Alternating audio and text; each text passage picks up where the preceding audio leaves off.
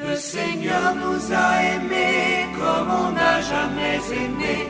Il nous guide chaque jour comme une étoile dans la nuit. Quand nous partageons le pain, il nous donne son amour. C'est le pain de l'amitié, le pain de Dieu.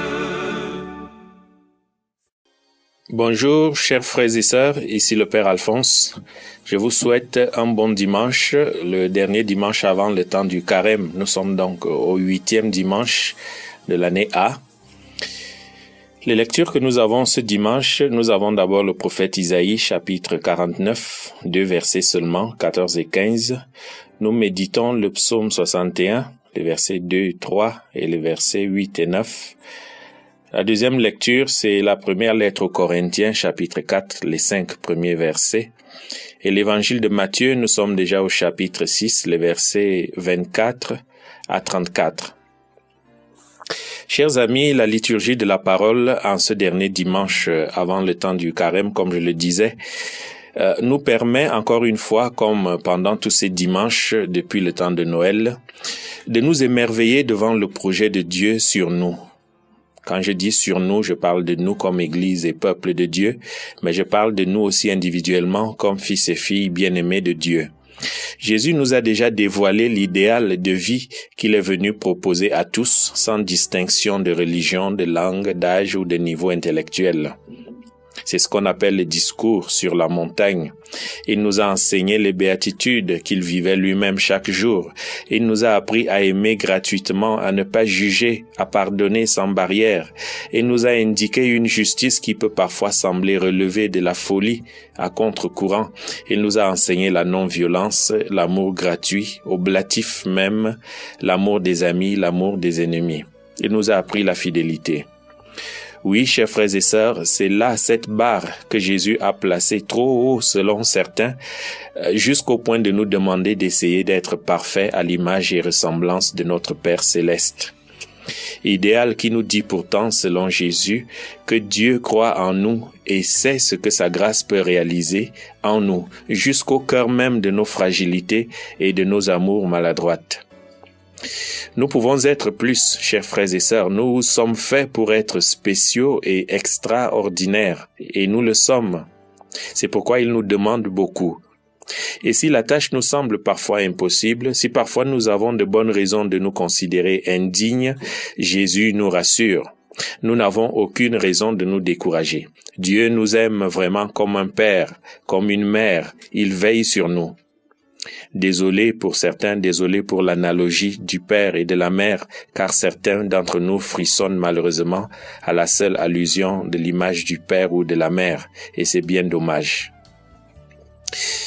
Le peuple d'Israël, dont nous connaissons les nombreux esclavages et déportations, et qui a dû affronter des nations redoutables pour exister et pour avoir une place au soleil, a parfois frôlé le découragement, qui constitue souvent la première étape vers l'infidélité, la trahison, l'idolâtrie, la prostitution. La première lecture de ce dimanche permet justement au prophète Isaïe de mettre son peuple et de nous mettre aussi en garde contre ce genre de soupçons. Quand nous, les croyants, même aujourd'hui, nous commençons à dire « Le Seigneur m'a abandonné, mon Dieu m'a oublié ». Je ne prie plus. Je sens que Dieu est en colère contre moi. J'ai l'impression que le ciel me tombe sur la tête. C'est exactement ce que dit le verset 14 de ce 49e chapitre d'Isaïe. Les prophètes d'hier et d'aujourd'hui doivent, en parole et surtout par leur attitude, immédiatement dissiper ce genre de malentendus. Car penser ainsi, c'est vraiment mal connaître Yahvé, ou pire encore, c'est se tromper de Dieu. À son peuple et à chacun de nous dans nos épisodes malheureux, tantôt nous sommes la brebis égarée, l'enfant prodigue, le sceptique ou même le païen, Isaïe renvoie une image bien familière, sinon familiale. Isaïe dit, même si une femme oubliait son nourrisson, Dieu lui aura toujours de la tendresse pour toi, l'enfant de ses entrailles, il ne t'oubliera jamais. Cette image de Dieu, tantôt maternelle, tantôt paternelle, reviendra souvent sur les lèvres d'Isaïe, surtout dans ce chapitre 49, et aussi sur les lèvres de Jérémie au chapitre 31.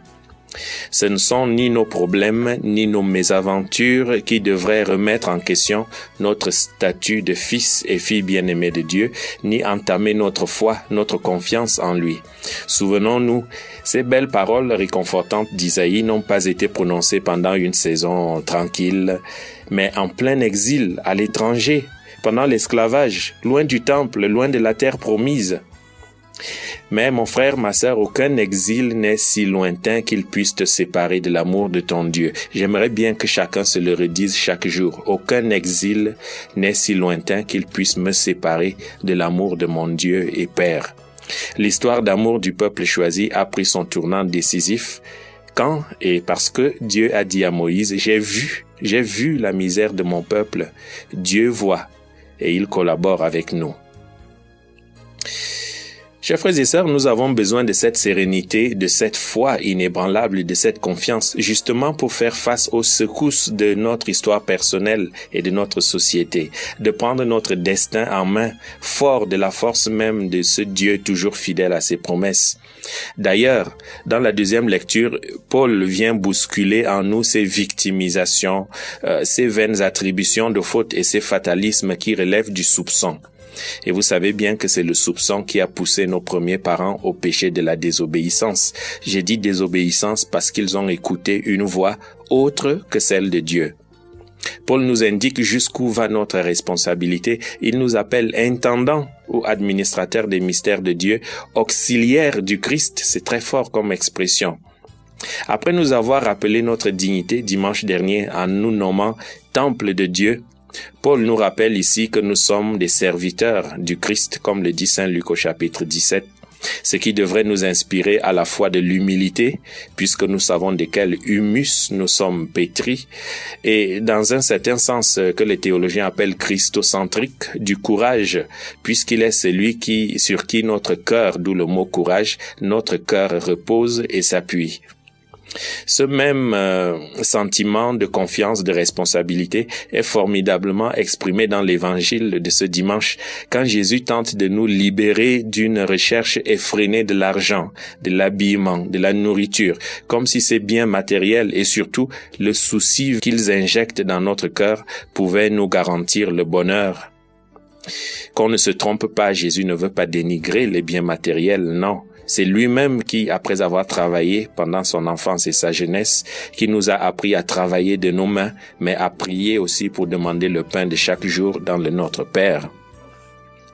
Chers frères et sœurs, à quelques jours du début du carême, il est heureux de lire déjà ici, entre les lignes, Jésus veut nous enseigner à travers le renoncement, à travers le jeûne que nous allons faire et les sacrifices, il veut nous enseigner avant tout la liberté, par rapport à nous-mêmes, par rapport aux choses. Justement, il ne veut pas que les choses que nous avons, au lieu que nous les administrions, que ce soit ces choses qui finissent par nous posséder. En deuxième lieu, la belle phrase que nous connaissons par cœur, cherchez d'abord le royaume de Dieu, Matthieu 6, 33, nous exige de vérifier nos priorités. Qu'est-ce qui compte le plus pour moi aujourd'hui, pour toi? Pourquoi ou pour qui est-ce que je me lève chaque matin? Ce sont des questions que je nous propose. Qu'est-ce qui me donne envie de continuer de me battre et de croire, de lutter? Quelle est ma raison de vivre aujourd'hui? Est-ce mon conjoint, ma femme? Est-ce que ce sont mes enfants? Est-ce que c'est mon compte bancaire, ma voiture? Est-ce que c'est ma carrière, mon alimentation, mon aspect physique ou mon look? Est-ce que c'est ce qu'on pense de moi? Est-ce que ce sont mes diplômes, mes perspectives de carrière?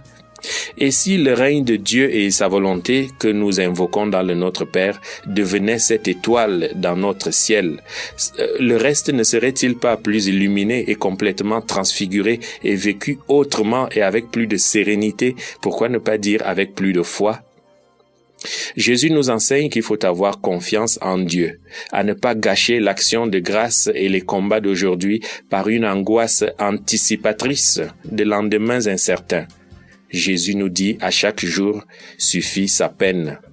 Et là, nous comprenons mieux la déclaration d'amour transmise par Isaïe dans la première lecture. Dieu nous aime comme une mère, et Matthieu dirait d'ailleurs, il sait de quoi nous avons besoin avant même que cela sorte de nos lèvres sous la forme de nos prières et de nos gémissements. Matthieu 6, verset 8. Chers frères et sœurs, chers amis, puissions-nous renouveler par la force de l'Eucharistie notre confiance totale et le don de nous-mêmes au Père dans le Christ, afin que, comme le dit ce psaume formidable d'aujourd'hui, nous ressentions vraiment que nous n'avons de repos qu'en Dieu seul, que notre salut vient de lui, qu'il est notre trésor, que Dieu seul est notre rocher imprenable, notre citadelle, notre refuge, notre véritable chez-moi, puisque chacun de nous a sa place dans ses entrailles de Père. Bon dimanche et bon début de carême à tous. Cherchez d'abord le royaume de Dieu et sa justice,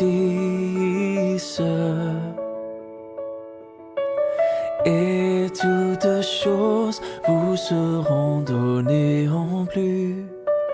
Alléluia, Alléluia.